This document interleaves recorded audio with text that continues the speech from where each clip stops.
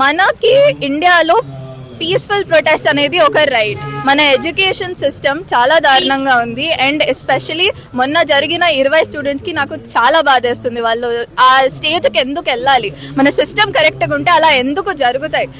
ఎవరు అకౌంటబిలిటీ తీసుకోవట్లేదు, ఎవరు ఆలోచించట్లేదు. ఈ స్టూడెంట్స్ భవిష్యత్తు గురించి ఎవరు ఆలోచించట్లేదు.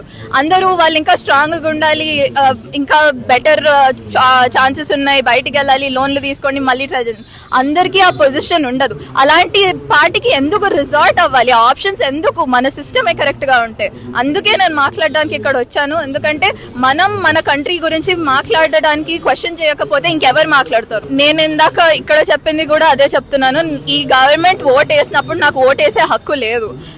అప్పుడు నాకు తెలియలేదు, చిన్నపిల్లని. కానీ ఇప్పుడు చూస్తుంటే ఇంత జరుగుతున్నాయి, ఇన్నిసార్లు లీక్స్ అవుతున్నాయి. ఒట్టి నీటే కాదు, వేరే వాటిల్లో కూడా ఇన్ని లీక్ అవుతున్నా కానీ ఇన్ని ఇష్యూస్ గురించి సైలెంట్గా ఉంటున్నారు. అది మన గవర్నమెంటేనా? మనకి సర్వ్ చేసే వాళ్ళేనా ఇంత సైలెంట్గా ఉండేవాళ్ళు? మనం ఓట్ వేసి తెచ్చుకున్న వాళ్ళకి, మనం ఓట్ హక్కుని గుర్తించని వాళ్ళకి ఇంకెందుకు వాళ్ళెందుకు మనకి? మన దేశంలో మన దగ్గరికి వెళ్ళే ఏ దారుణం జరిగినా యాంటీ నేషనల్ అని చెప్పేస్తారు. అది మన ప్రాబ్లమ్స్ మనం సాల్వ్ చేసుకోవాలి. ఏది అడిగినా. ఇప్పుడు కరెంట్లీ నీట్ ఇది జరుగుతుంది, రీ ఎగ్జామ్ పెట్టేశారు, మార్క్స్ వచ్చిన స్టూడెంట్స్తో చెప్పించేశారు. అండ్ పెట్రోల్ ప్రైజెస్ ఎంత పెరుగుతున్నాయి, పెరిగింది తగ్గదు.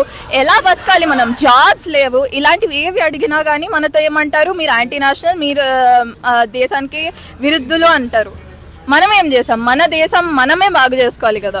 ఇది ఎక్కడి నుంచి ఇంకేది చెప్పినా కానీ వేరే ఇష్యూస్ గురించి మాట్లాడుతున్నారు. ఇది ఒక నేరేటివ్, వీళ్ళ వెనకాల ఇంకో అజెండా ఉందంటే మాకు సంబంధం లేదు. మాకు CJPతో సంబంధం అస్సలు లేదు. మేము ఇక్కడ వచ్చింది స్టూడెంట్స్ కోసం, మేము స్టూడెంట్స్ కాబట్టి.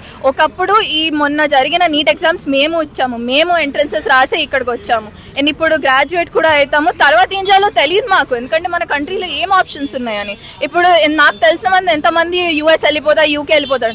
మన కంట్రీలో సిచ్యువేషన్ కరెక్ట్గా ఉండి మన కంట్రీలో ఆపర్చునిటీస్ ఉంటే వేరే దేశాలకు వెళ్ళడం ఎందుకు? Dharmendra Pradhan must resign. They have to take accountability.